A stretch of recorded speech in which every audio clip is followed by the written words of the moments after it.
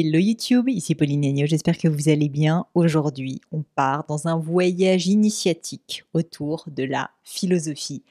Je suis aujourd'hui avec André Comte-Sponville. Pour ceux qui ne le connaissent pas, il est philosophe. Il a été notamment à l'école Rudulme, donc la fameuse école normale supérieure. Il a passé de l'agrégation de philosophie, a été professeur de philosophie pendant des années et s'est ensuite vraiment consacré à 100% à cette discipline en venant lui-même donc philosophe à temps plein et auteur. Je vous lis quand même un certain nombre de ses livres, dont ceux que je vous recommande, notamment donc son livre le plus connu, vraiment le livre qui a fait son succès médiatique et critique, Le Petit Traité des grandes vertus qu'il a écrit en 1995. André Comte-Sponville, c'est un philosophe, mais c'est aussi une personne qui est profondément ancrée dans notre vie, dans notre quotidien. Bien sûr, on a parlé de philo, bien sûr, on a parlé de Spinoza, de Kant, de Blaise Pascal, enfin de plein de philosophes. Et vous allez d'ailleurs voir que cette conversation est émaillée de citations toutes plus intéressantes les unes que les autres.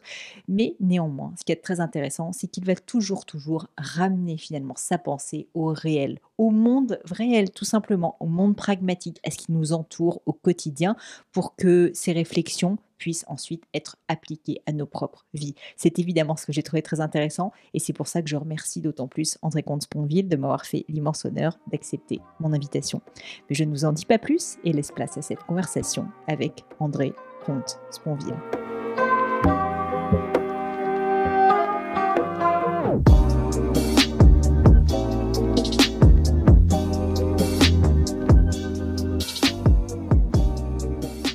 Bonjour André. Bonjour. Merci beaucoup d'être venu me rejoindre pour cette interview. Je suis ravie. Je l'ai bien préparée comme vous pouvez voir. Et alors, j'ai réfléchi. Je me suis dit que la meilleure manière de commencer, puisqu'on ne se connaît pas encore très très bien, ça serait peut-être de parler de votre enfance.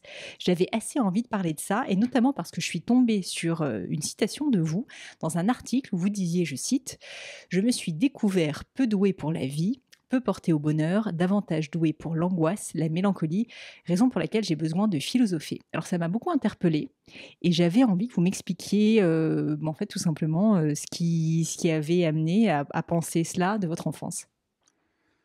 Ça a été une enfance triste finalement, voire malheureuse, euh, essentiellement parce que ma mère était malheureuse.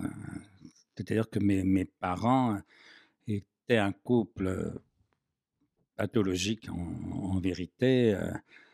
Le père très dur. Enfin, je dis mes parents, quand je les ai connus, parce que moi je suis le petit dernier, ma sœur qui les a connus donc 4 ans avant moi, ma sœur aînée, me dit qu'elle les a connus s'aimant encore. Moi, je ne les ai connus que ne s'aimant plus depuis apparemment longtemps.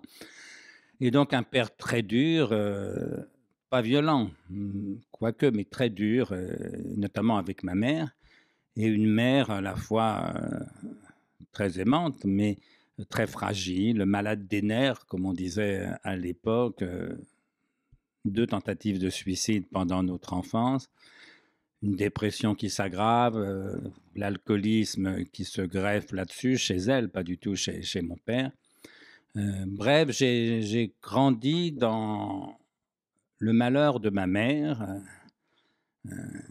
et j'ai appris à aimer ça, enfin pas aimer son malheur, mais j'ai appris à aimer dans le malheur de ma mère, plus exactement, euh, et dans la haine de mon père, je veux dire, dans la haine que je ressentais pour mon père.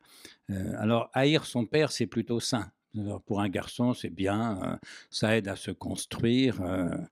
J'en garde plutôt un bon souvenir. Par contre, mon père était facile à haïr, mais ma mère difficile à aimer. Je l'aimais pourtant passionnément.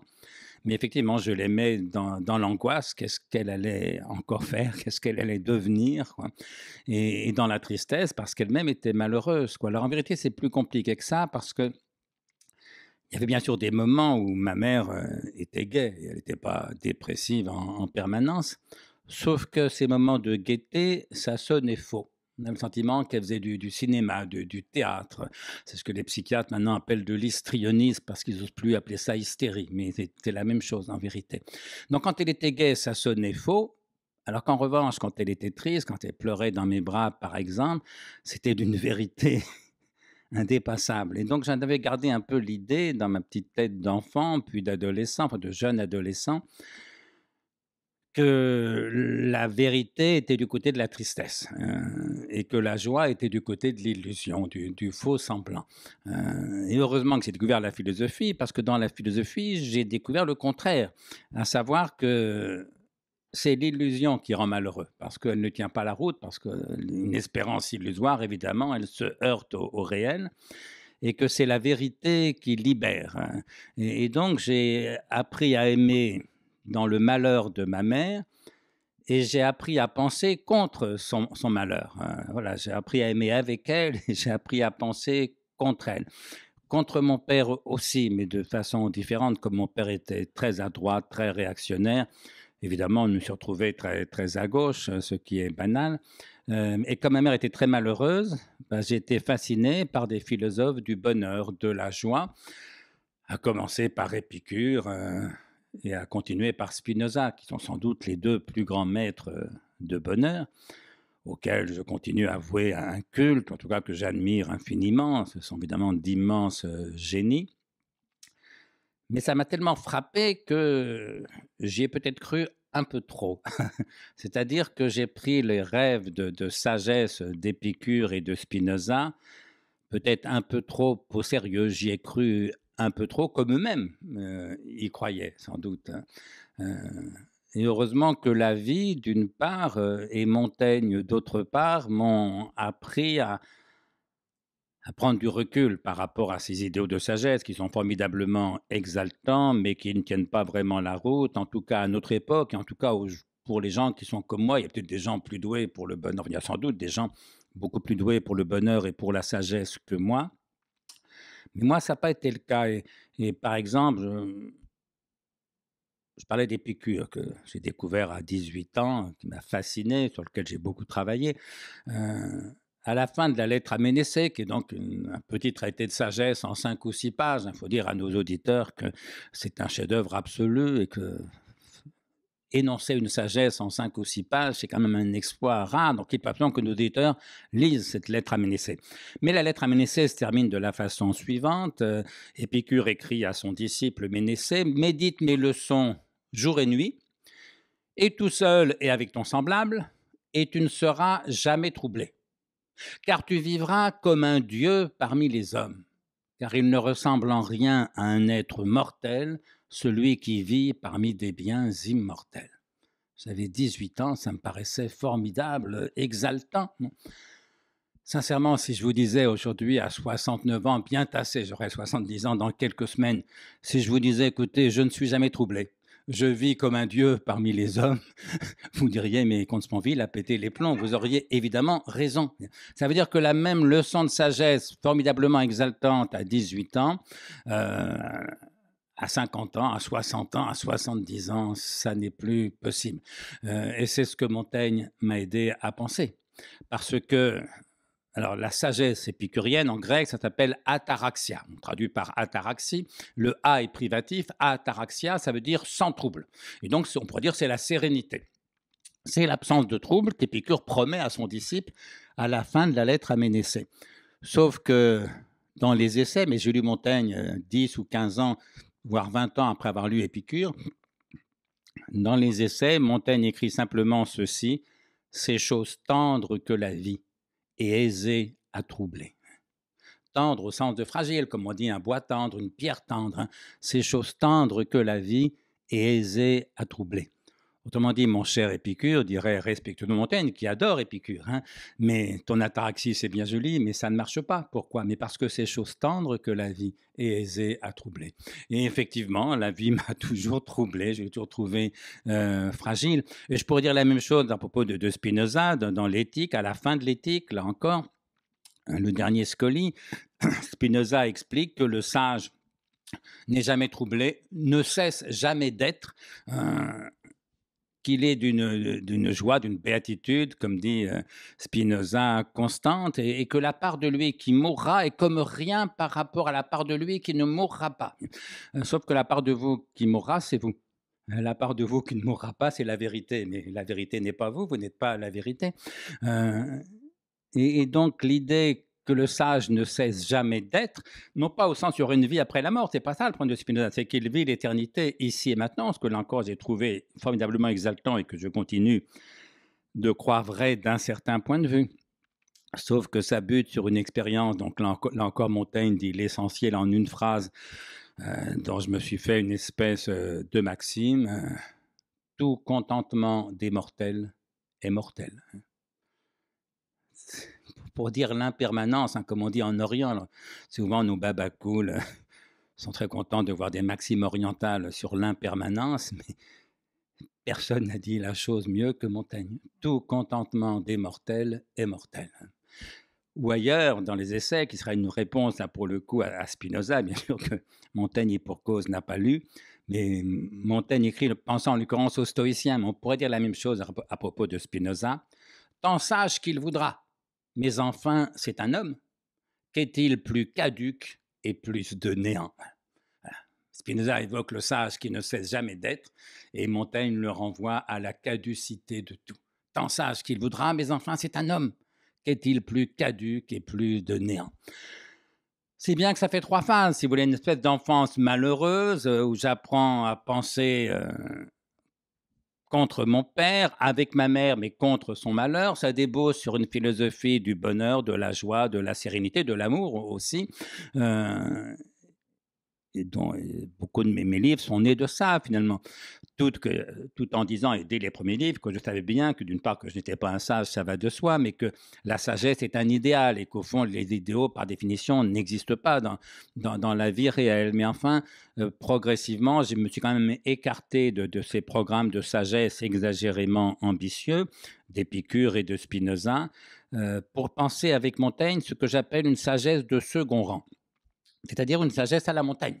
Autrement dit, une sagesse pour ceux qui ne sont pas des sages, au sens où Épicure ou Spinoza pensaient l'être, une sagesse pour ceux qui ne sont pas des sages, qui n'envisagent même pas de le devenir, mais qui ont la sagesse au moins de l'accepter. Et cette sagesse de second rang, Montaigne encore génialement et en même temps simplement la résume en une phrase à la fin des essais. Pour moi donc, j'aime la vie. Pour moi donc, j'aime la vie. Et c'est la seule sagesse, au fond, qui ne mente pas. Et c'est la seule dont nous ayons besoin, une sagesse pour ceux qui ne sont pas sages, parce que ceux qui sont sages, par définition, n'ont plus besoin de sagesse. Mais moi, qui ne suis pas un sage, j'ai besoin de cette sagesse de second rang. Pour moi donc, j'aime la vie. Ça veut dire que la vraie sagesse, pour Montaigne, mais donc aussi pour moi, c'est pas l'amour du bonheur. Pas besoin d'être sage pour aimer le bonheur. N'importe quel crétin est capable d'aimer le bonheur, évidemment. La vraie sagesse, ça n'est même pas l'amour de la sagesse. N'importe quel philosophe, pas besoin d'être sage pour aimer la sagesse, il suffit d'être philosophe. Philosophia en grec, ça veut dire l'amour de la sagesse. Sauf que la vraie sagesse pour Montaigne et pour moi, ce n'est pas l'amour du bonheur, ce n'est pas l'amour de la sagesse, c'est l'amour de la vie. Heureuse ou malheureuse, sage ou pas, et bien sûr aucune vie n'est heureuse ou sage dans son entier. Si bien qu'au bout du compte, et pas loin de la fin de ma vie selon toute vraisemblance, j'ai fini par me rapprocher de la sagesse en cessant d'y croire, parce que je crois être beaucoup plus sage aujourd'hui que du temps où je fantasmais la sagesse absolue d'un Épicure ou d'un Spinoza. Comment continuer après tout ça? C'est drôle, le mot que j'avais envie d'évoquer avec vous maintenant, c'était le mot liberté. Parce qu'on a beaucoup parlé de bonheur et quand j'ai posé cette première question sur votre enfance, au final, bah voilà, on est rentré tout de suite sur le sujet du bonheur. Et pourtant, pour avoir lu certains de vos écrits, pour vous suivre beaucoup, j'ai la sensation que la valeur de liberté est aussi également très importante pour vous, en tout cas cette notion. Et en fait, je me suis posé beaucoup de questions à titre personnel sur le lien entre bonheur et liberté, justement. Donc, je voulais avoir un peu votre point de vue là-dessus, parce que j'ai la sensation que la liberté est aussi quelque chose qui est très important à vos yeux. Est-ce que la liberté est compatible avec le bonheur? Est-ce que finalement, chercher cette liberté, c'est une manière d'être heureux? Est-ce que c'est quelque chose de complètement différent? Je ne sais pas si, il y a quelque chose, à lier entre ces 2 aspects qui, je pense, sont très contemporains, pour, les auditeurs qui nous écoutent. Souvent, voilà, j'ai un public d'entrepreneurs qui écoute, qui lui-même a vraiment en tête cette valeur de liberté et pour autant le bonheur est aussi quelque chose évidemment qu'on cherche en tant qu'être humain. Les 2 pourtant peuvent paraître parfois, difficiles à lier. Je retire mon pull parce qu'au soleil, il fait très chaud. C'est vrai, je suis désolée, on n'a pas de petit store. Ça va. Hop. Bah, disons d'abord qu'il est plus facile d'être heureux dans la liberté que dans Bien l'oppression sûr. ou l'esclavage. Et puis disons ensuite que ce mot de liberté, il a deux sens très différents. Euh, il y a ce qu'on appelle la liberté d'action dans les manuels de terminale, ou la liberté au sens politique, ce qui revient un peu au même, c'est-à-dire la capacité de faire tout ce que les lois autorisent ou n'interdisent pas. Et donc, en ce sens, on est plus libre dans une démocratie libérale, comme la France aujourd'hui, même si les contraintes sanitaires ont fortement réduit, et à mon avis exagérément réduit nos libertés. Mais en gros, on est plus libre dans une démocratie libérale, bien sûr, que dans un État totalitaire ou tyrannique. Liberté d'action. Mais il y a aussi la liberté de penser. Qui est autre chose. Je pense que ce qu'il y a de libre en nous, c'est la raison. Là, pour le coup, je resterai Spinoza, c'est-à-dire que quand vous faites une démonstration mathématique, pour autant que vous la compreniez, vous êtes préservé de tout déterminisme. Que vous soyez d'origine bourgeoise ou prolétarienne, française ou chinoise, homme ou femme, jeune ou vieille, névrosé ou pas névrosé, si vous comprenez la démonstration, vous pensez librement et nécessairement. Et cette conjonction de la liberté et de la nécessité, c'est le secret, évidemment, et de Spinoza et de la raison en général et de Spinoza en particulier. Enfin, il y a la liberté de la volonté. Et là, c'est plus compliqué, parce que c'est ce qu'on appelle le libre arbitre, autrement dit, comme dit mon maître Marcel Conche, le pouvoir indéterminé de se déterminer soi-même. Par exemple, je suis venu chez vous à votre invitation, dont je vous remercie. J'ai accepté librement, personne ne m'y contraignait, on était en démocratie, personne ne m'empêchait de venir, mais dans quelle mesure ma volonté, quand j'ai accepté, était-elle libre ou déterminée? En vérité, c'est indécidable. Il y a 1000 raisons qui ont fait que j'ai accepté, il y a peut-être quelques raisons qui auraient pu faire que je refuse. Et voilà, moi, ce que je crois, c'est que pour être absolument libre, parce que pourquoi je suis venu, si on résume tous les déterminismes qui pèsent sur moi, mon inconscient, mon milieu social, mon éducation, mes relations, etc., en gros, j'ai accepté parce que j'étais moi. Voilà. Un autre, sans doute, aurait refusé. Oui, mais quand ai-je choisi d'être moi? Jamais. Voilà. Autrement dit, aussi libre que je sois de vouloir, et je suis libre de vouloir parce que je veux ce que je veux. Le problème, c'est que je vous mets au défi de vouloir autre chose que ce que vous voulez. Donc, je veux nécessairement ce que je veux. Le principe d'identité, de ce point de vue, est une contrainte bien plus forte encore que le principe de causalité. Donc, tous mes choix dépendent de l'individu que je suis. Or, je n'ai jamais choisi d'être celui que je suis. Sartre écrit que tout individu est un choix absolu de soi. C'est une sottise. Je n'ai jamais choisi d'être moi. Si l'homme est libre, c'est qu'il n'est d'abord rien, écrit Sartre. Mais il n'a pas eu d'enfant. Mais il n'y a pas besoin d'avoir un enfant, il suffit de voir un nouveau-né pour comprendre qu'il n'est pas d'abord rien. Il est d'abord ça, comme dirait Freud, c'est-à-dire un corps avec des centaines de milliers d'années de passé génétique derrière lui. Voilà. Donc, pour résumer, je crois bien sûr à la liberté d'action était une valeur énorme, et encore une fois, je déplore que notre gouvernement, qui a plutôt ma sympathie par ailleurs, mais est allé aussi loin, et à mon avis trop loin dans les restrictions de liberté pour une pandémie qui n'était pas la fin du monde. Enfin, liberté d'action, je suis bien sûr pour. La liberté de la raison, à mon avis, c'est un point essentiel pour tout intellectuel. Liberté de penser, la liberté de l'esprit, comme on dit. Quant au libre arbitre, je n'y crois pas. Autrement dit, je dirais volontiers, décalquant une formule que Simone de Beauvoir a popularisée, mais qu'elle empruntait à Erasme, en vérité, on ne naît pas libre, on le devient. Voilà. Et donc moi, le grand concept, c'est pas le libre arbitre, qui pour moi n'est qu'une illusion. Le grand concept, c'est la libération. Plus on comprend les déterminismes qui pèsent sur soi-même, plus on s'en libère au moins en partie, et surtout plus on se sert de sa raison, qui elle n'est soumise à aucun déterminisme externe, parce qu'elle est soumise tout entière à sa nécessité interne. Plus on se sert de sa raison, plus on est libre. Et donc en effet, la liberté est quelque chose qui m'importe énormément. Est-ce qu'à titre personnel, vous avez réussi à vous libérer justement de certains déterminismes que vous aviez? J'ai le sentiment que oui, mais en vérité, là, c'est un petit peu indécidable, si vous voulez, parce que il m'arrive de me demander, si je prends l'exemple de la politique, si vous voulez, moi j'ai eu 16 ans en 68. Bon. C'est une chance, parce que c'était merveilleux. J'étais lycéen à Paris, on ne peut pas rêver mieux. Mais du coup, je me suis réveillé, j'étais totalement apolitique, le 30 avril, si vous voulez. Bon. Et je me suis réveillé comme des centaines de milliers de jeunes gens d'ultra-gauche vers le 13 mai au matin, si vous voulez, à cause des violences policières sur les premières barricades. Mon meilleur ami, Jean Salem, était le fils d'Henri Alec, héros du mouvement de libération algérienne, torturé par les paras français, militant communiste. Donc mon meilleur ami était militant communiste. Et donc, je me suis retrouvé au Parti communiste, d'autant plus que mon père était d'extrême droite, il était royaliste, pas fasciste, mais royalisme. Mais donc, je ne pouvais pas lui faire un affront plus grand que d'être communiste. Gauchiste, encore, il pouvait l'accepter, oui, parce qu'il ne prenait pas au sérieux, dur. mais communisme. Oui, donc, on a 3 déterministes, ou 3 à 16 ans en 68. Mon meilleur copain est le fils d'un héros communiste, et communiste lui-même, et mon père est royaliste. S'il n'y avait pas eu ces 3-là, est-ce que je serais sur les positions qui sont actuellement les miennes? Je n'en sais rien, et personne ne peut le savoir. En tout état de cause, il est bien clair qu'il y a des déterminés. Simplement, je pense que mes positions politiques actuelles, tout en étant influencées par des tas de choses, ne serait-ce que par mes revenus, étant davantage nourries de rationalité que quand j'avais 16 ans, sont un peu plus libres que quand j'avais 16 ans. Parce que se retrouver d'ultra-gauche à 16 ans, c'était avec beaucoup de sincérité, d'enthousiasme, de générosité, mais en même temps un panurgisme quand même invraisemblable.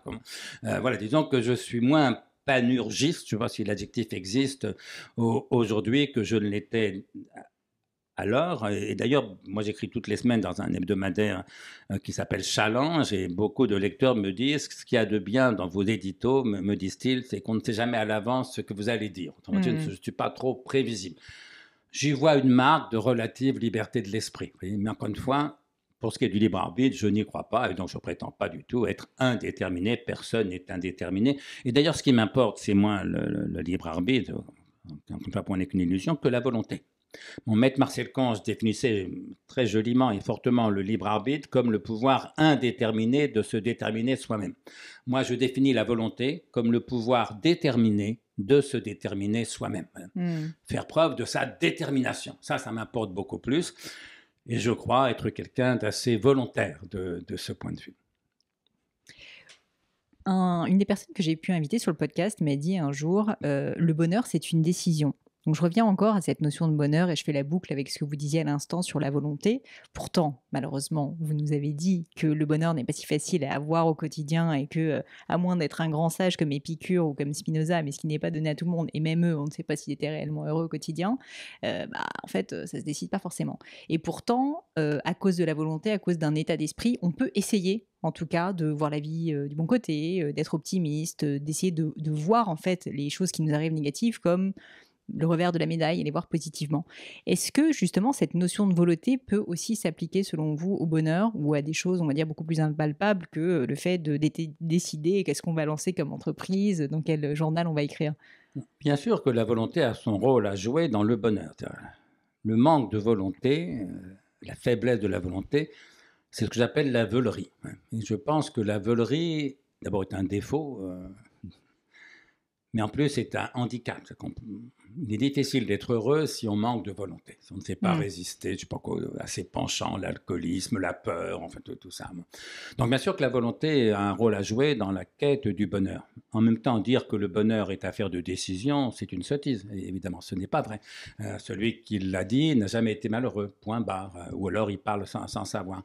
Cela dit, je lui pardonne, parce qu'Alain dit un peu la même chose, et j'aime beaucoup Alain, mais il faut bien qu'Alain ait dit aussi des sottises, pas les seules sottises qu'il ait dites. Bon.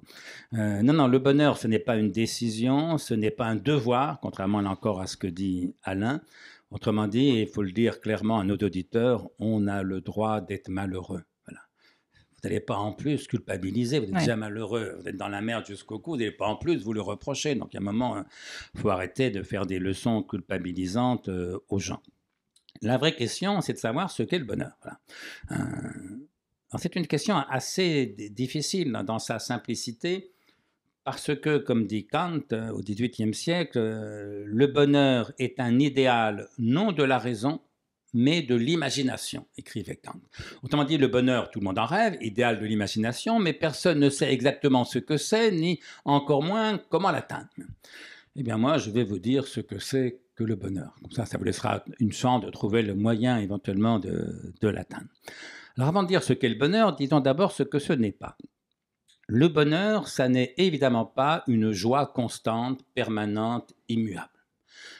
Ça, c'est ce que j'appelle la félicité. Mais évidemment, le bonheur, ça n'est pas ça, parce que la joie constante, permanente, immuable, ça n'existe pas. C'est-à-dire contradictoire avec la notion même de la joie, qui est une espèce de fluctuation, d'explosion. Donc le bonheur, ça n'est pas la félicité, ça n'est pas une joie constante, permanente, immuable. Le bonheur, ce n'est pas non plus ce que j'appelle la satiété, c'est-à-dire la satisfaction de tous nos désirs, de tous nos penchants, comme dit Kant, qui a le tort de prendre cette définition.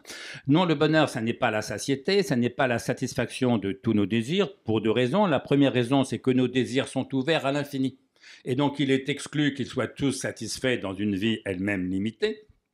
Ensuite, deuxièmement, si tous nos désirs étaient satisfaits, la vie deviendrait quand même formidablement ennuyeuse. Exactement. Donc le bonheur n'est pas la félicité, ce n'est pas une joie constante, le bonheur n'est pas la satiété, ce n'est pas la satisfaction de tous nos désirs. Alors qu'est-ce que c'est que le bonheur? Je vais vous proposer une définition qui va vous sembler en apparence fort triviale et que je crois en vérité assez forte et éclairante. Ma définition est la suivante: le bonheur, c'est simplement le contraire du malheur. Là, vous allez me dire, on n'est pas très avancé. Si, on est considérablement avancé.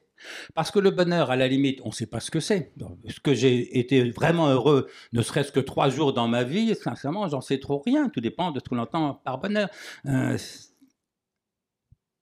bonheur, c'est un idéal non de la raison, mais de l'imagination. Le malheur, ce n'est pas un idéal du tout. C'est une expérience. Parce que je ne sais pas, j'ai jamais été vraiment heureux dans ma vie, mais je sais que j'ai été vraiment malheureux dans ma vie. Et donc, je vais pouvoir m'appuyer sur cette expérience vraie du malheur pour savoir ce qu'il est, le malheur. Et comme le bonheur, c'est le contraire du malheur, si je sais ce qu'est le malheur, je saurai par là même ce qu'est le bonheur. Alors, mon expérience du malheur m'amène à penser que on peut appeler malheur tout laps de temps, toute durée, où toute joie paraît immédiatement impossible. Vous vous réveillez le matin, la joie n'est pas là, elle vous paraît impossible, et vous le savez qu'elle ne sera pas là de toute la journée, ni les jours et les viennent qui viennent. Pourquoi? Parce que vous avez perdu peut-être l'être que vous aimiez le plus au monde, ou parce que vous souffrez atrocement d'une maladie incurable, que sais-je. Toute joie vous paraît immédiatement impossible. Vous êtes malheureuse. Le bonheur, disais-je, c'est le contraire du malheur. Si le malheur, c'est tout laps de temps où toute joie paraît immédiatement impossible, j'appelle bonheur tout laps de temps, toute durée, où la joie paraît immédiatement possible. Pas toujours réelle, ne rêvez pas, ça c'est la félicité, ça n'existe pas, mais immédiatement et continuellement possible. Par exemple, vous réveillez le matin, la joie est là ou elle n'y est pas. Pour moi, pour tout vous dire, le matin, elle y est rarement. J'ai des réveils plutôt difficiles, mais vous savez que la joie peut venir, qu'elle va venir sans doute dans la journée, et puis qu'elle repartira, et puis qu'elle reviendra. Eh bien, ces longues périodes de temps, parce que là, pour le coup, ça peut durer des mois, voire des années. Non pas du tout de joie constante, non pas de félicité, mais ces longues périodes de temps où la joie vous paraît continuellement possible, c'est ce que j'appelle le bonheur. Alors, des fois, les gens me disent, mais ce n'est pas la définition ordinaire du mot, c'est le sens courant du mot, pas celui des dictionnaires qui ne sont pas des livres de philosophie, mais c'est le sens courant du mot. Par exemple, tous les ans, on demande aux Français, êtes-vous heureux? Et en moyenne, depuis, ça fait au moins 30 ans que je m'intéresse à la question, depuis 30 ans, 80% des Français répondent oui à cette question, êtes-vous heureux? Quand j'étais jeune philosophe, je me disais, mais c'est pas possible, les gens mentent, ils font semblant d'être heureux. Maintenant, je comprends que non, pas du tout, ils disent la vérité. On leur demande, êtes-vous heureux? Je dis, au fond, je suis pas malheureux. Donc je suis heureux. Si bien que cette définition que je donne, qui a l'air triviale, mais qui en vérité ne l'est pas tant que ça, elle correspond effectivement à l'usage ordinaire du mot bonheur. Un philosophe n'est pas là pour changer le sens des mots, si vous voulez. Et quand les dictionnaires vous disent que le bonheur, c'est un état de complète satisfaction, vous croyez qu'il y a 80% des Français qui sont complètement satisfaits? Bien sûr que non, il suffit de lire les journaux pour voir que ce n'est pas le cas. Voyez. Et donc ma définition est bien plus proche de l'expérience réelle des gens que celle des dictionnaires. Si bien que maintenant, quand des gens me disent, des gens, tout le monde est collègues, parce qu'il y a que l'intellectuel pour dire ce genre de sottises, quand des gens me disent le bonheur, ça n'existe pas. Moi, je me dis deux choses. Un, en voilà encore un qui confond le bonheur et la félicité, ou le bonheur et la satiété. Alors ça, il a raison, ça n'existe pas, mais il a tort d'appeler ça bonheur. Deux, je me dis, en voilà encore un qui n'a jamais été vraiment malheureux, ne Mmh. serait-ce qu'une fois dans sa vie. Parce que ceux qui ont été vraiment malheureux au moins une fois dans leur vie, ils savent au moins par différence que le bonheur aussi existe. Le bonheur, c'est simplement quand on n'est pas malheureux. Alors bien sûr, ce n'est pas un bonheur absolu, ce n'est pas la félicité, c'est du relatif, on est plus ou moins heureux. Bah oui, la joie est plus ou moins probable, plus ou moins fréquente dans la journée ou dans la semaine. Oui, le bonheur, c'est du relatif, mais qu'est-ce que c'est bon? Et quand on a vécu le malheur, on est à même d'apprécier ce qu'il y a de délectable dans cette possibilité continuée de la joie. Et c'est dire que pour être heureux, il faut aussi avoir été malheureux un moment. Je crois un petit peu ça, pour comprendre ce qu'a été le bonheur, parce que des fois, on est heureux sans le savoir, faute d'avoir été malheureux avant pour voir la différence. Et je crois que c'est Prévert qui écrit joliment « Je reconnus le bonheur au bruit qu'il fit en partant ». Ouais. C'est joli ça. Et oui, un peu comme Camus à la fin de, j'allais dire du mythe de Sisyphe, non, à la fin de L'étranger. L'étranger dit, alors il est condamné à mort dans sa cellule, hein, il dit « Alors je compris que j'avais été heureux et que je l'étais encore ». Mais voilà, pour comprendre qu'on est heureux ou qu'on l'a été, encore pour savoir ce que c'est que le bonheur, pour savoir ce que c'est que le bonheur, donc pour comprendre ma définition, il faut la comprendre en tout cas de l'intérieur, il faut avoir été malheureux au moins une fois dans sa vie. J'ai vu en regardant votre parcours que vous aviez perdu la foi à 18 ans. Alors peut-être au travers de cette période communiste aussi, j'imagine, qui a dû être liée à ça, mais que vous aviez malgré tout gardé une forme de spiritualité laïque. Je parle pas énormément de spiritualité sur le podcast, mais je trouvais que c'était un terme intéressant, justement, le terme de spiritualité laïque, parce que je pense qu'aujourd'hui, on vit dans une société où, justement, il y a plus beaucoup de foi, foi en tout cas dans des religions communes. Et parfois, il y a un manque de spiritualité, de pourquoi, de recherche en fait d'autres choses. Et donc, je voulais savoir si vous pouviez me parler de ça, m'expliquer qu'est-ce que ça veut dire, une spiritualité laïque, et comment est-ce qu'on peut réussir, ou est-ce que c'est souhaitable, de chercher quelque chose d'autre, peut-être justement le bonheur, mais une forme de spiritualité sans être religieuse. Alors, d'abord, moi, je ne parle pas de spiritualité laïque, je parle de spiritualité athée. D'accord. Sans Dieu. Parce que laïque, tout le monde est laïque, enfin, sauf les fanatiques ou les intégristes. Mais Monseigneur Lustiger se disait laïque. Mon ami Abdenour Bidar, qui est musulman, se dit laïque. Ils ont raison l'un et l'autre. Ils sont laïques au même sens que moi. Ils sont pour la séparation de l'Église et de l'État. Mais l'État n'a pas de spiritualité. Autrement dit, la laïcité, c'est pas une philosophie, c'est pas une métaphysique, c'est une façon de vivre ensemble. Moi, il se trouve que je suis athée. C'est-à-dire que je ne crois en aucun Dieu. Alors, je peux résumer ma position en 3 qualificatifs. On viendra à la spiritualité juste après. Moi, je me définis comme athée, non dogmatique et fidèle. Alors, expliquons rapidement chacun de ces 3 mots. Alors, athée, c'est le plus simple. Je suis athée parce que je ne crois en aucun Dieu. Pourquoi athée non dogmatique? Athée non dogmatique parce que je reconnais évidemment que mon athéisme n'est pas un savoir. Pour l'excellente raison que personne ne sait, au vrai sens du verbe savoir, si Dieu existe ou pas. Je le dis dans mon livre L'esprit de l'athéisme, si vous rencontrez quelqu'un qui vous dit « je sais que Dieu n'existe pas », ce n'est pas d'abord un athée, c'est d'abord un imbécile. La vérité, c'est qu'on ne sait pas.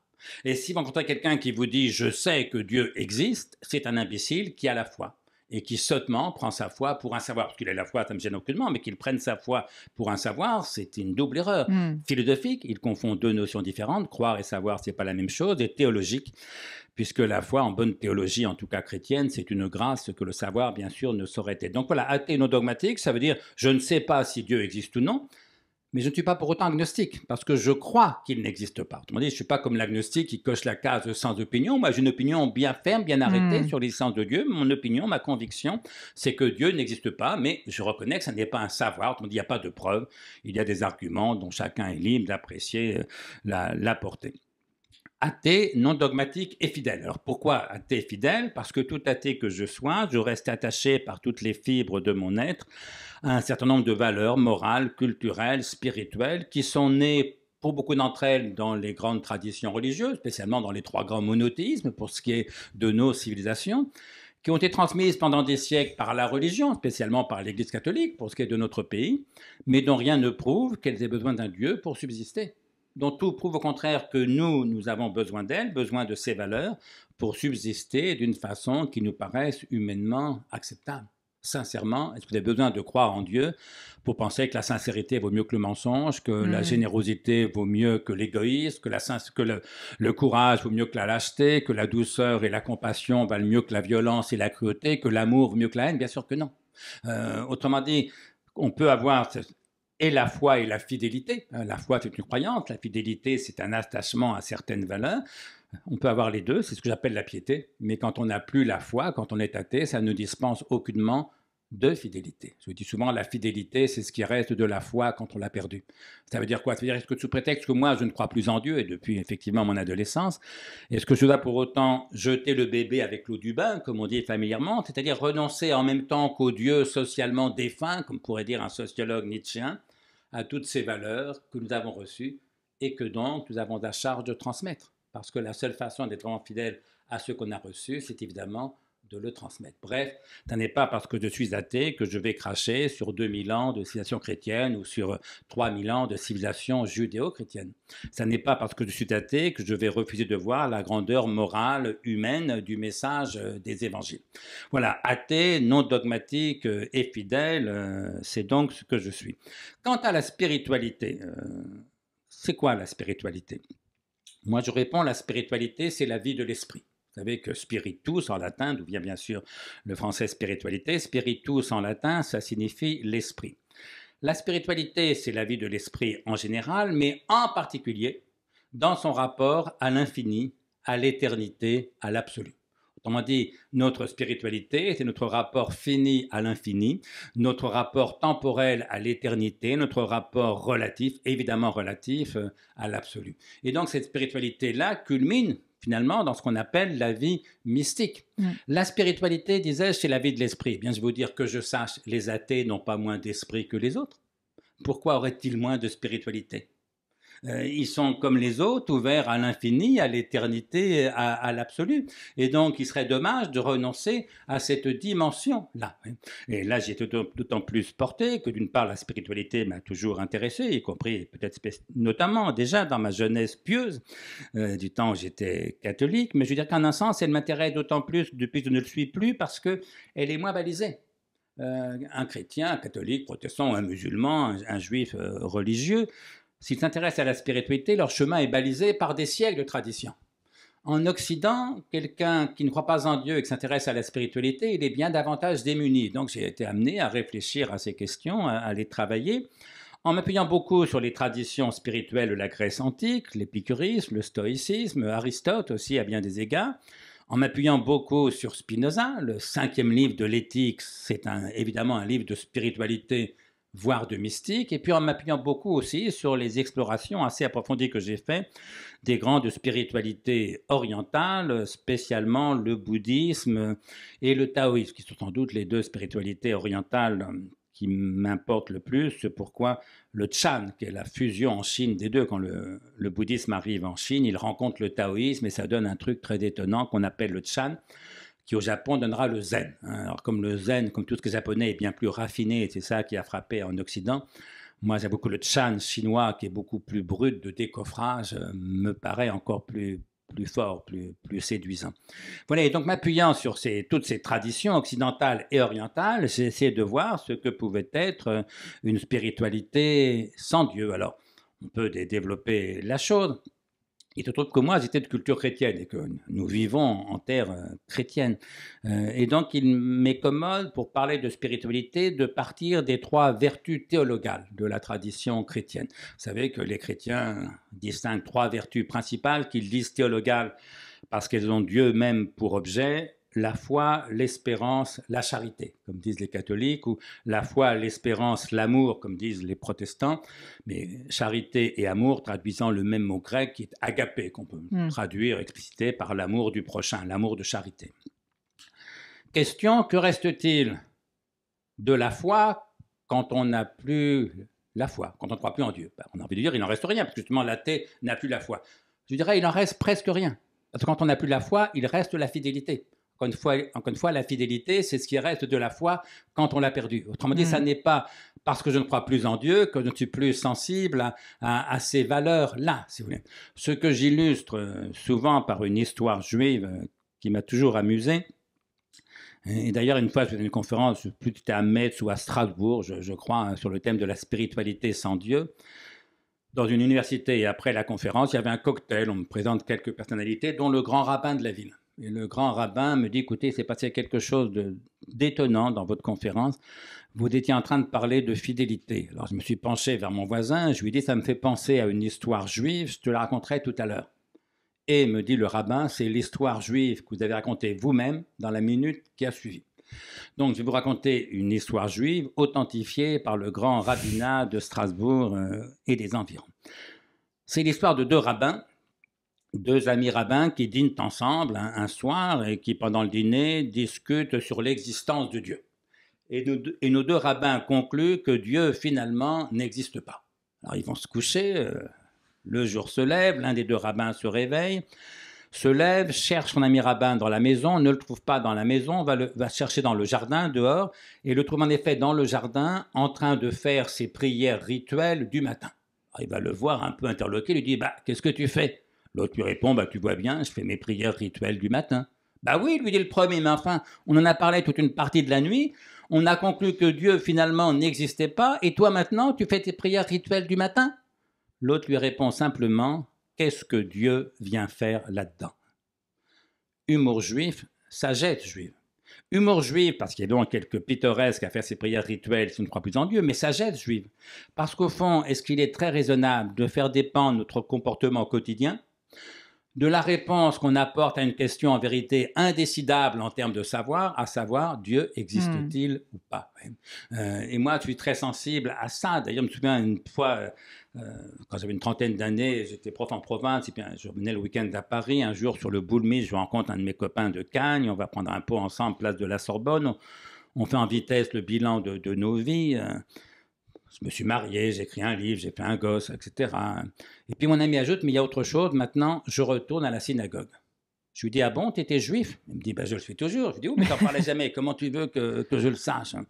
Il me dit, avec le nom que je porte. Alors, je peux dire son nom, c'est Claude Birman, qui est bien connu maintenant dans la communauté juive. Mais pour moi, tu disais, quand tu n'es ni juif ni antisémite, un nom, alors sauf à t'appeler Lévi ou Cohen, mais ça ne dit pas grand-chose. Enfin bref. Donc je ne savais pas du tout qu'il était juif. Mais surtout, je dis, non, mais alors maintenant, tu crois en Dieu.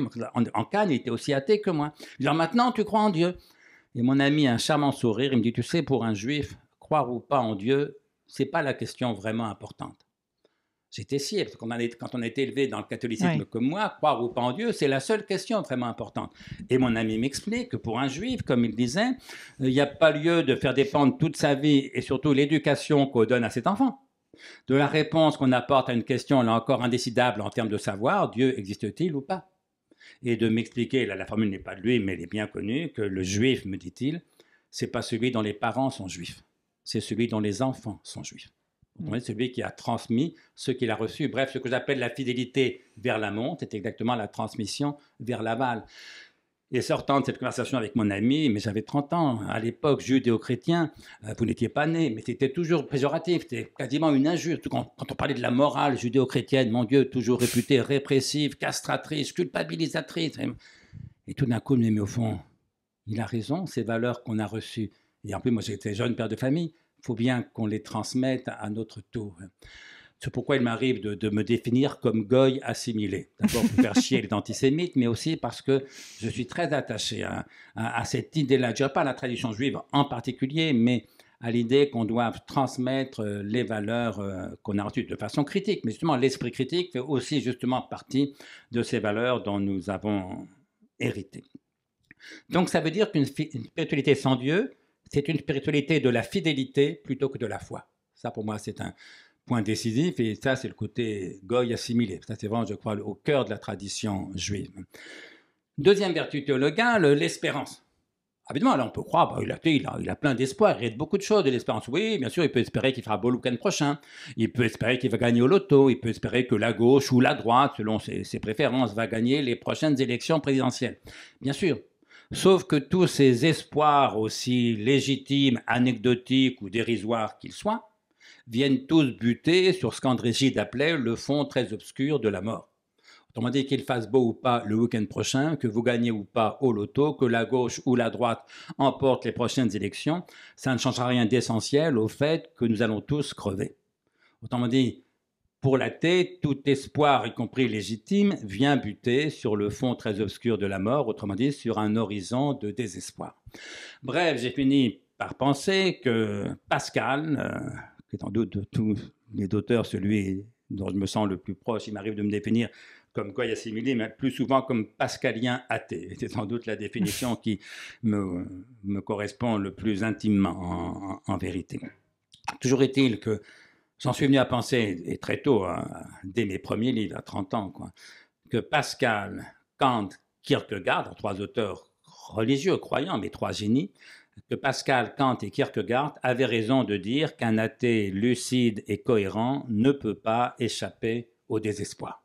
Parce qu'il y a en effet quelque chose de désespérant dans la condition humaine. S'il n'y a pas de Dieu, c'est d'abord qu'on va tous crever. Sauf qu'ils ont tort d'assimiler ce désespoir de l'athée au malheur. Parce qu'aussi assurément, l'espoir n'est pas la même chose que le bonheur. Et il s'en faut de beaucoup. Tant qu'on espère être heureux, c'est qu'on n'est pas heureux. Et quand on est vraiment heureux, à la limite, il n'y a plus rien à espérer.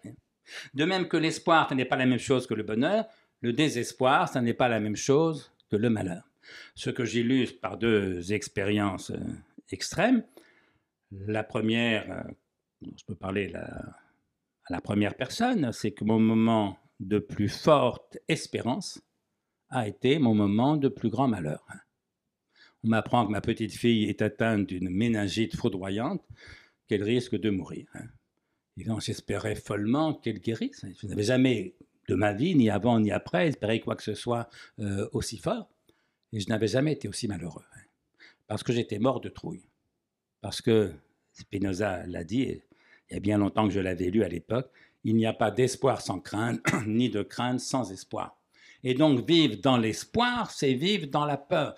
Et voilà. Et donc ma plus grande espérance, mon plus grand espoir a été mon moment de plus grand malheur, ce qui donne tort à Pascal, Kant et Kierkegaard. Et puis l'autre expérience extrême, mais beaucoup plus banale et moins tragique, mais c'est les moments de plus grand bonheur. C'est justement des moments où je n'espérais rien. Ça peut être un moment quasiment extatique parce qu'on écoute tout d'un coup une œuvre de Mozart en concert. C'est en l'occurrence le Quatuor Köchel 421. Ça peut être une expérience sexuelle un peu intense. Hein. Qu'est-ce qu'on espère quand on est en train de faire l'amour? Si vous espérez l'orgasme ou que l'autre va jouir, sincèrement, c'est moyen comme satisfaction érotique. Mais non, les vrais moments délicieux, c'est ceux où on n'espère rien. Hein. Même pas que ça dure, parce qu'on sait bien que ça ne durera pas. Ou simplement une promenade, seul ou avec votre meilleur ami. Vous ne désirez rien d'autre que le pas que vous accomplissez au moment où vous l'accomplissez. Vous n'espérez rien, puisque ce pas, il n'y a pas d'espérer. Vous l'accomplissez en acte au présent. Voilà, donc mon moment de plus grand espoir a été mon moment de plus grand malheur. Et mes moments les plus heureux ont été des moments où je n'espérais rien. Il se trouve que ça, je l'avais compris avant de perdre notre fille, parce que j'avais déjà commencé ce livre que j'ai appelé Traité du désespoir et de la béatitude, où j'ai essayé de montrer que justement, le désespoir, fait partie de la condition humaine, du moins pour tous ceux qui ne croient pas en Dieu. C'est que c'est au cœur de ces désespoirs-là qu'il faut trouver un certain bonheur. Ce que Camus, au fond, a très bien dit, hein, il n'est pas possible de penser l'absurde, écrit Camus, là c'est dans le mythe de Sisyphe, il n'est pas possible de penser l'absurde sans avoir envie d'écrire un traité du bonheur. Mais oui, il a raison, bien sûr. S'il y avait une vie après la mort, la question d'être qu'on est heureux ici maintenant n'aurait pas d'importance. Mais s'il n'y a pas de vie après la mort, ça devient beaucoup plus important. Et puis surtout, donc je voulais montrer avec les stoïciens, avec Spinoza, s'il n'y a pas d'espoir sans crainte ni de crainte sans espoir, c'est-à-dire que le sage qui par définition vit sans peur, la sérénité, il vit aussi sans espoir. Et j'ai retrouvé, j'étais en train de terminer ce gros traité du désespoir et de la béatitude, 700 pages, je devais être à la page 680. Et puis je voulais vérifier une référence, je prends un bouquin de Mircea Eliade sur le yoga en l'occurrence, et je tombe sur une phrase vieille de 28 siècles, qui était le résumé exact, mais en 3 lignes, du livre de 700 pages qu'avec mon abondance de paroles tout occidentale, j'étais en train de terminer. C'est une phrase du Samkhya Sutra, donc l'une des grandes traditions spirituelles de l'Inde antique, mais citant lui-même le Mahabharata, donc le livre immémorial de la spiritualité hindoue, le Samkhya Sutra écrit ceci: « Seul le désespéré est heureux ». Citation du Mahabharata, car l'espoir est la plus grande souffrance et le désespoir la plus grande béatitude. Fin de citation. Seul le désespéré est heureux, car l'espoir est la plus grande souffrance et le désespoir la plus grande béatitude. Et j'étais en train de terminer un livre de 700 pages qui s'appelait Traité du désespoir et de la béatitude, qui essayait exactement de penser ça. J'en ai bien sûr été en rien déçu, bien au contraire. J'ai toujours dit à mes étudiants, vous savez, quand vous avez une idée dont vous pensez que personne ne l'a jamais eue, il y a tout lieu de penser que c'est une sottise. Donc là, j'étais rassuré. Puis quand même, le Samkhya Sutra et le Mahabharata, c'était pas rien. C'est pas nul, oui. Voilà, et donc j'ai été amené à penser cette spiritualité-là. Donc pour résumer, pardon d'être un peu long, mais une spiritualité sans Dieu, c'est une spiritualité de la fidélité plutôt que de la foi, et de l'amour plutôt que de l'espérance. Parce que s'il n'y a rien à espérer, tout est à aimer. Et alors le paradoxe, c'est que ceux qui m'ont aidé à comprendre ça, c'est deux auteurs chrétiens. J'étais en train, là, un peu plus tard, j'étais en train d'écrire mon petit traité des grandes vertus, donc dans les années 90, et je reprends la question des vertus théologales. Alors évidemment, je citais l'épître aux Corinthiens de saint Paul, hein, épître aux Corinthiens 1, 13, c'est le texte fameux qu'on appelle l'hymne à la charité, où saint Paul explique qu'il y a ces trois choses, comme il dit, qu'on appellera plus tard les trois vertus théologales, la foi, l'espérance, l'amour, ou la foi, l'espérance, la charité. Saint Paul nous dit la plus grande des trois, c'est l'amour, c'est la charité. Sauf que saint Paul ajoute, tout le reste passera, la charité seule ne passera pas. J'avais entendu ça 10 fois, 20 fois, 100 fois à la messe dans mon adolescence. Ça ne m'avait jamais posé aucun problème. Heureusement qu'il y a des génies pour nous aider à réfléchir, c'est que saint Augustin, relisant cette phrase, tout d'un coup se dit, mais ça veut dire quoi ça ? Tout le reste passera, la charité seule ne passera pas. Est-ce que ça veut dire que la foi passera ? Est-ce que ça veut dire que l'espérance passera ? Et saint Augustin, avec le mélange de génie et de courage qui le caractérise, dit exactement, oui, ça veut dire ça. La foi passera, écrit saint Augustin, parce que dans le royaume, au paradis, il n'y aura plus lieu de croire en Dieu, puisqu'on sera en Dieu. Ce ne sera plus la foi, ce sera la vision béatifique, comme disent les théologiens. Et l'espérance passera, parce que dans le royaume, au paradis, par définition, il n'y a plus rien à espérer. Si bien que saint Paul a raison, dans le royaume, au paradis, il n'y aura plus la foi, il n'y aura plus l'espérance, il n'y aura plus que l'amour.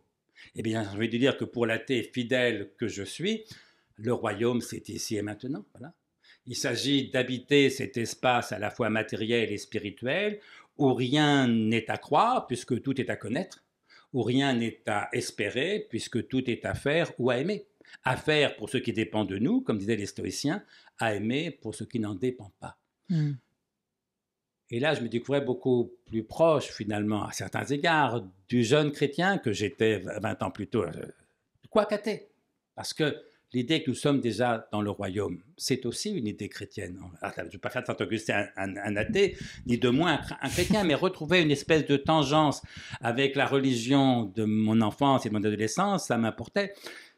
Et puis je continue à travailler. Et donc je prends l'énorme somme théologique de Thomas d'Aquin, chapitre sur les vertus théologales. Et évidemment, Thomas cite saint Paul, épître aux Corinthiens 1,13, cite saint Augustin, les textes que je viens de résumer, dit la même chose que saint Augustin. Oui, c'est vrai, dans le royaume, au paradis, il n'y aura plus la foi, il n'y aura plus l'espérance, il n'y aura plus que l'amour.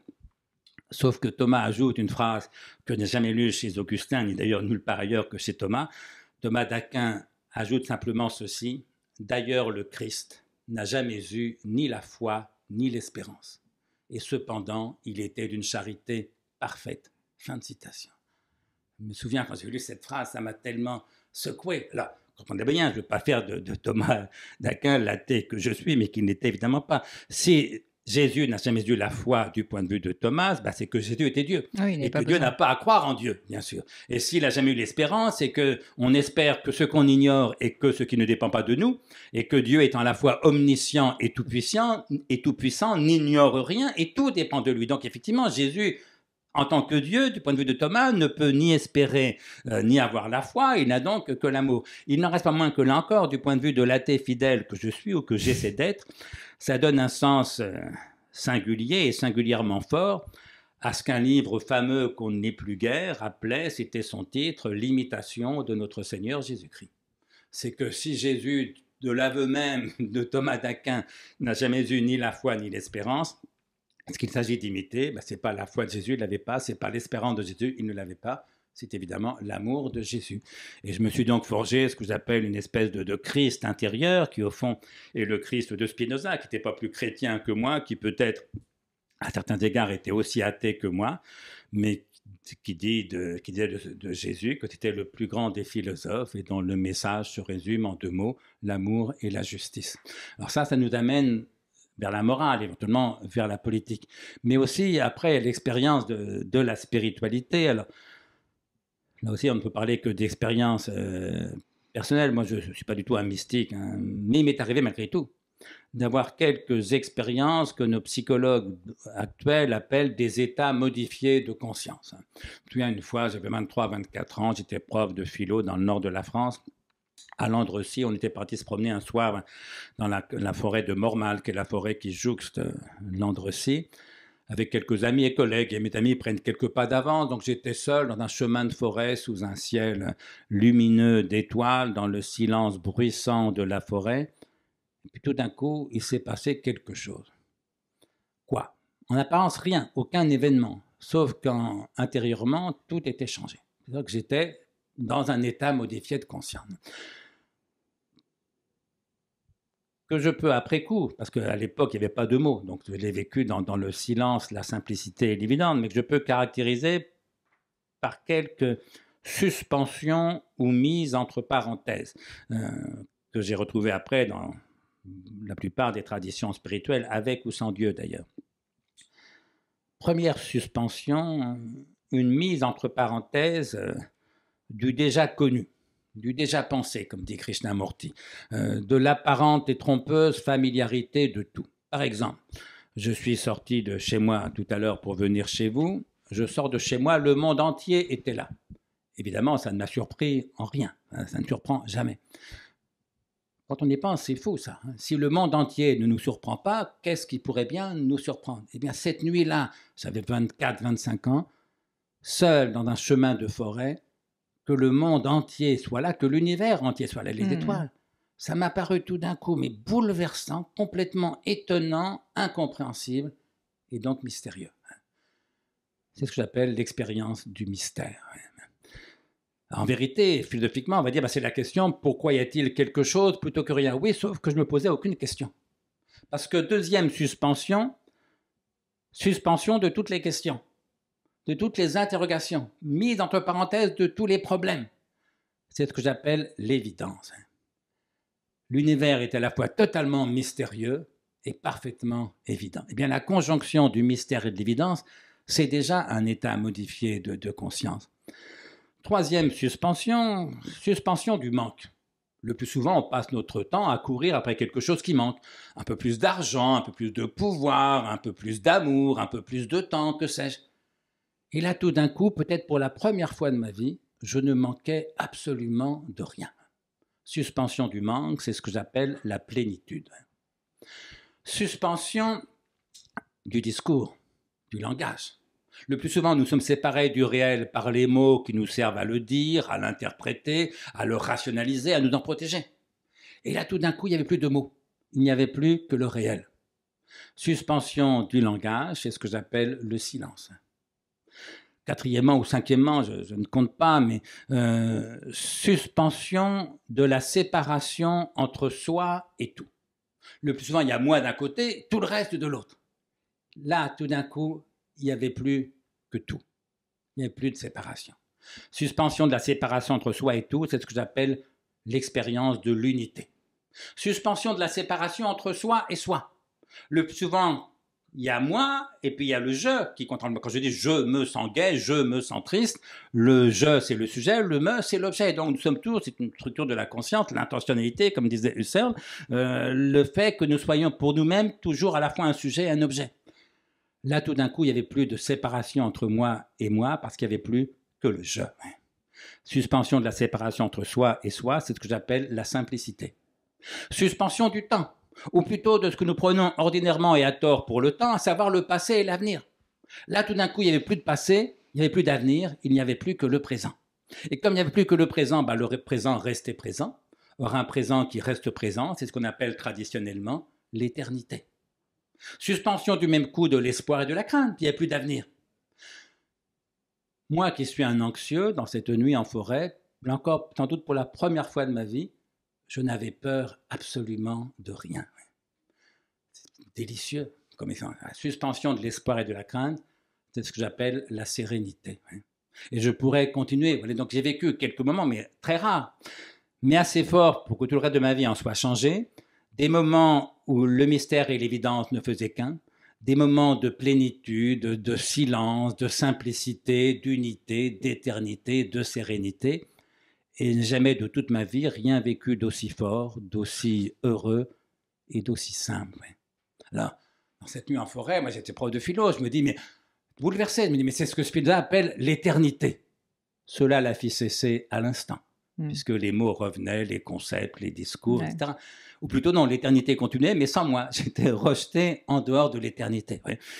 Mais ça m'a aidé à comprendre Spinoza d'abord, et encore une fois, ça a éclairé toute ma vie. Ça veut dire, quand je dis que nous sommes déjà dans le royaume, moi je le prends au sérieux. Nous sommes déjà dans le royaume, l'éternité c'est maintenant. Parce que si l'éternité, ça n'est pas un temps infini, mais bien un présent qui reste présent, ben voilà, le propre du présent, c'est qu'il reste présent. Ça fait 1 heure que nous parlons, vous et moi. Alors bien sûr, les premières minutes, c'est du passé, mais c'est qu'elles ne sont plus. Mais quand on parlait, c'était du présent. Quand je parle maintenant, c'est toujours du présent. Donc nous venons de vivre 1 heure de présent qui est resté présent pendant 1 heure. Nous venons de vivre 1 heure d'éternité. Parce que dès qu'on passe notre temps à courir après quelque chose qui nous manque, à bien y réfléchir, la seule chose qui n'a jamais manqué à personne, c'est le présent. Ça, c'est très étonnant. On manque souvent de temps, mais le temps qui manque, évidemment, c'est l'avenir. Vous courez pour attraper votre temps, il va vous manquer 2 minutes d'avenir. Mais pendant que vous courez, le présent, il est là, tout entier. Voilà, nous sommes déjà dans le royaume. L'éternité, c'est maintenant. Donc, pour résumer, une spiritualité sans Dieu, c'est une spiritualité de la fidélité plutôt que de la foi. C'est une spiritualité de l'amour plutôt que de l'espérance. C'est une spiritualité de l'éternité présente plutôt que de l'éternité à venir. Vous avez déjà vécu d'autres moments d'éternité? Oui, j'en ai vécu, mais en vérité, peu, 4 ou 5, et le premier a été le plus intense. Et plutôt de moins en moins, mais pour une raison très simple, c'est que j'ai fait des enfants. N'avoir peur de rien quand on a des enfants, c'est impossible, surtout quand on a perdu le premier. Là, vous êtes un peu voué à l'angoisse, malheureusement, pour les 3 autres qui vont venir, mais voilà. Et j'ai fini par comprendre pourquoi la plupart des mystiques ne font pas d'enfants. J'ajoute, ce n'est pas une raison pour ne pas faire d'enfants. Parce que ce que j'ai vécu d'amour et de souffrance et d'angoisse et d'inquiétude avec mes enfants, est bien plus important à mes yeux que les quelques minutes d'extase éternelle, si vous voulez. Mais en même temps, voilà, ces minutes d'extase ou d'enstase, comme il faudrait dire, l'extase, c'est la rencontre avec le tout autre, l'enstase, dans les traités de mystique comparée, c'est plutôt la fusion dans le tout même, c'est une spiritualité de l'immanence plutôt que de la transcendance.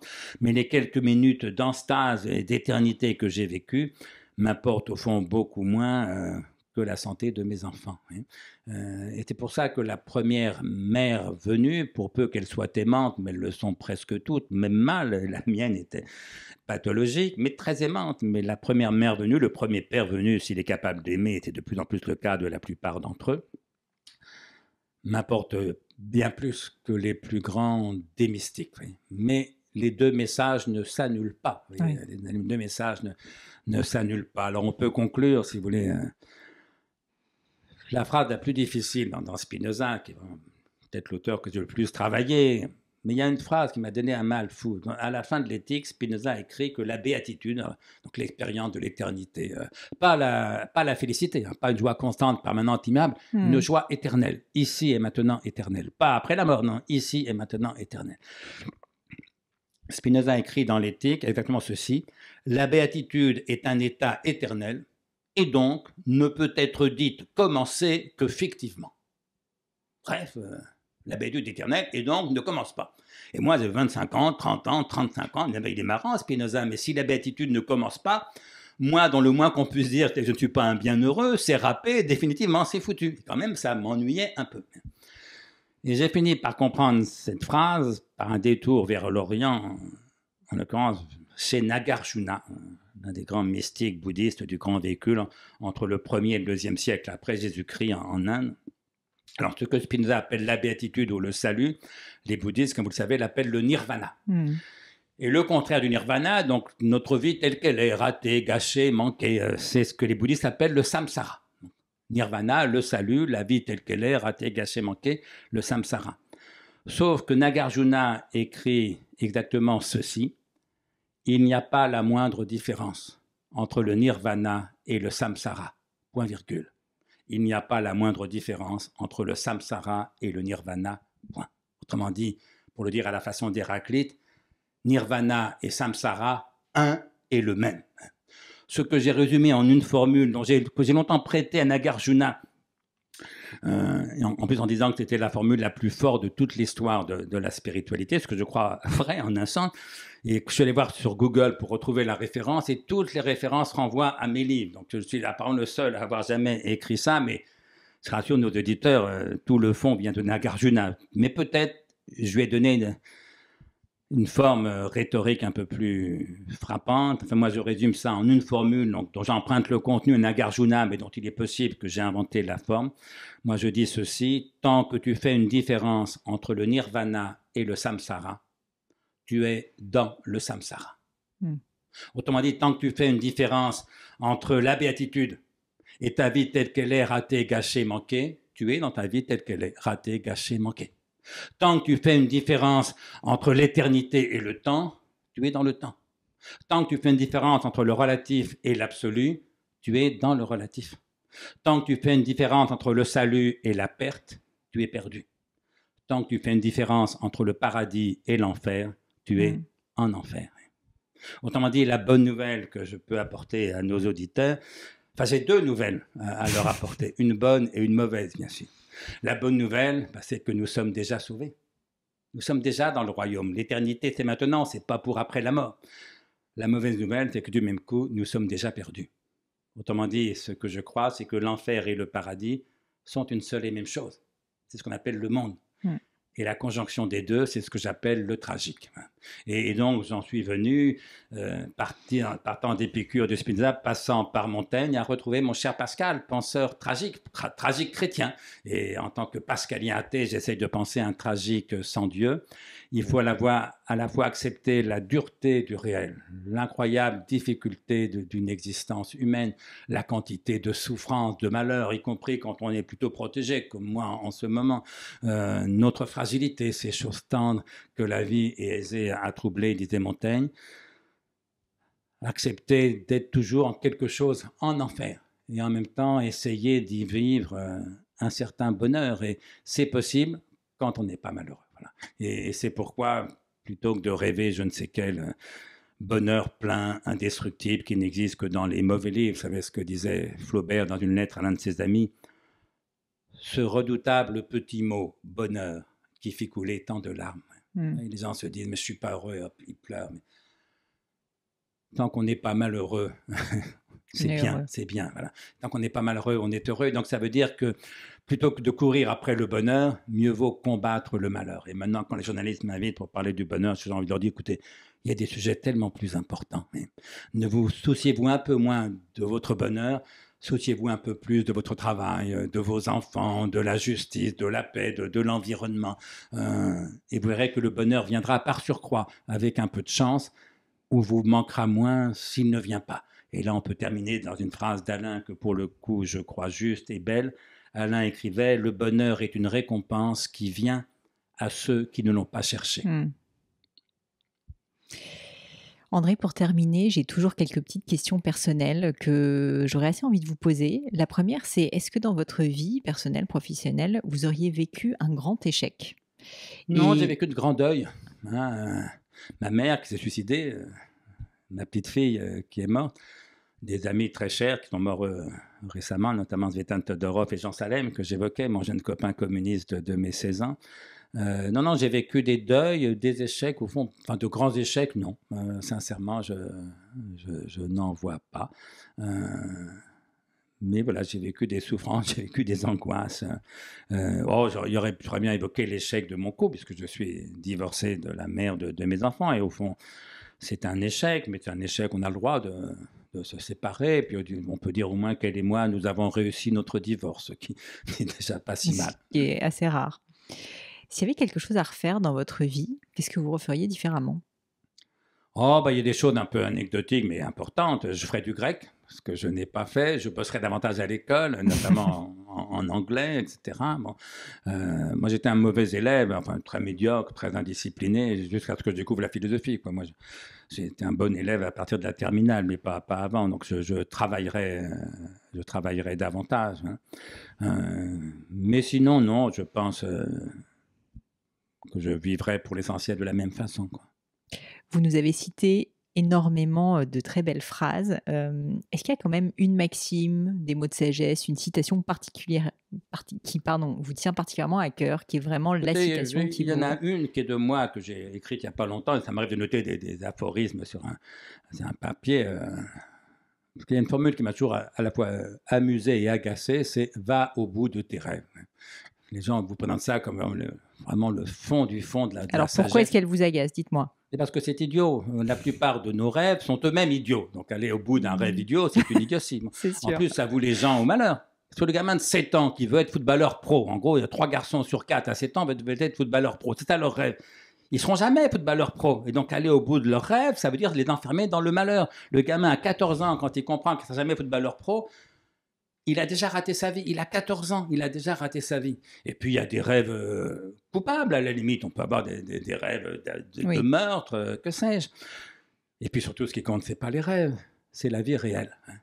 Donc, voilà la formule de sagesse que je vous propose. Va au bout de tes rêves. 2 points. Réveille-toi. Celle-là, j'en suis assez content. Elle est pas mal. Il y en a une deuxième qui est beaucoup moins une formule de sagesse, mais qui m'amuse parce que ça correspond à mon âge. Vous savez, le publicitaire imbécile, Seguela. Enfin, monsieur, je ne sais pas, je ne le connais pas, mais il y a une formule imbécile qu'il a dite, à 50 ans, si tu n'as pas une Rolex, c'est que tu as raté ta vie. Alors, comme c'est très bête, on va essayer de faire un peu moins bête.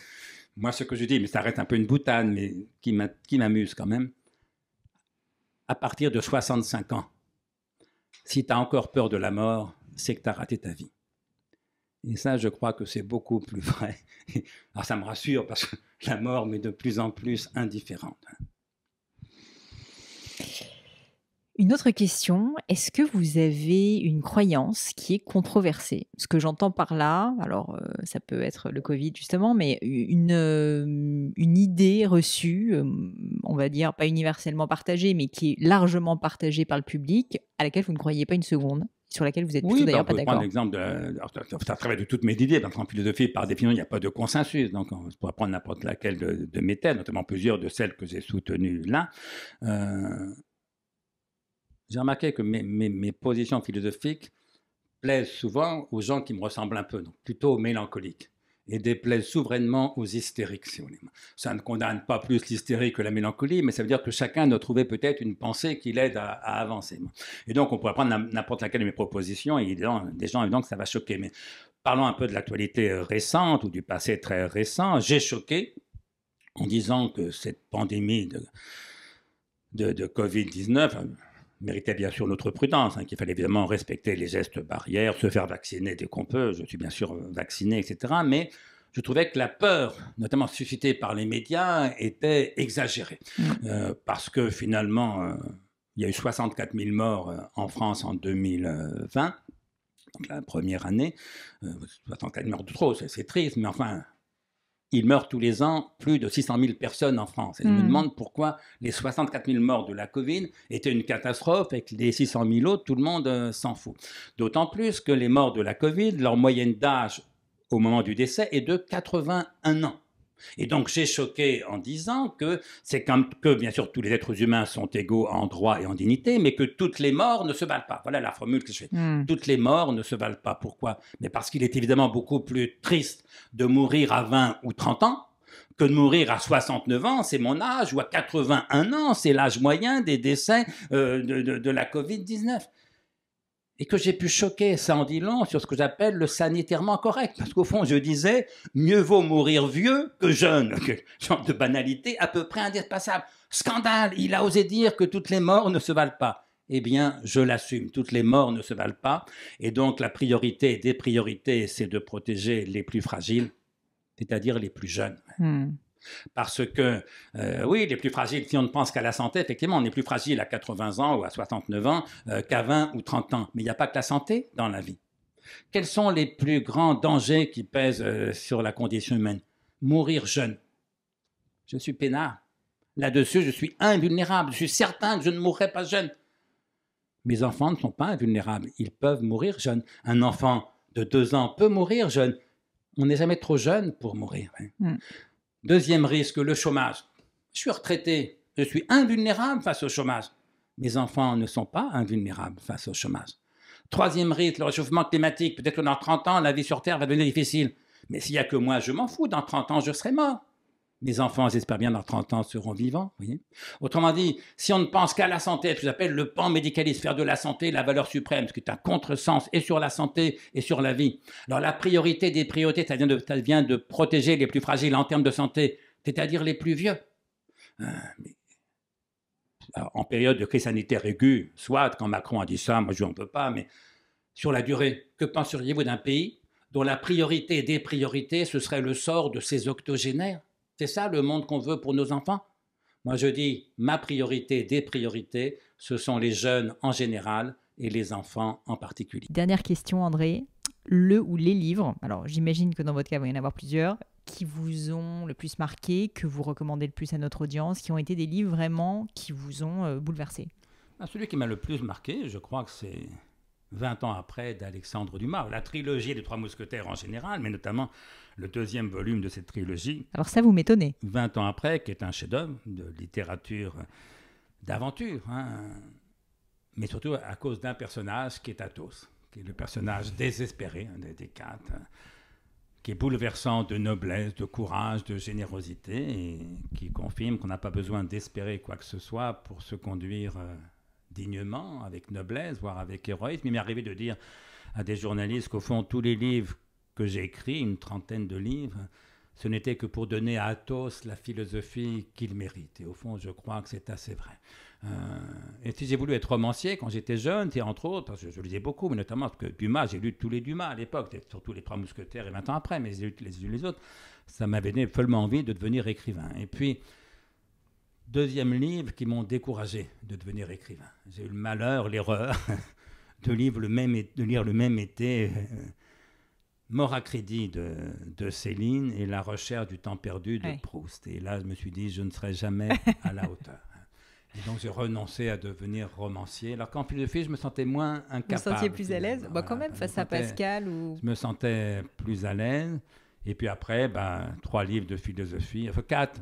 Le plus beau de tous, c'est pas celui dont je me sens le plus proche, mais je pense que le plus beau livre de philosophie de tous les temps, c'est Les Méditations métaphysiques de Descartes. Qui est bouleversant de beauté, de génie, de profondeur, et avec lequel je ne suis d'accord en rien. Mais c'est ça, j'allais dire. C'est pas la question. Les gens qui ne savent admirer que ce avec quoi ils sont d'accord, ce sont des imbéciles. Et puis 3 livres dont je me sens beaucoup plus proche, Les Essais de Montaigne, L'éthique de Spinoza et Les Pensées de Blaise Pascal. Pascal étant de très loin celui dont je suis, pour mon malheur, psychologiquement le plus proche, Spinoza étant sans doute celui philosophiquement que j'admire le plus, et sans doute Montaigne, celui auquel je voudrais essayer au moins un peu de ressembler. C'est tout le malheur que je vous souhaite. Merci à vous. Merci. Bonne fin de journée.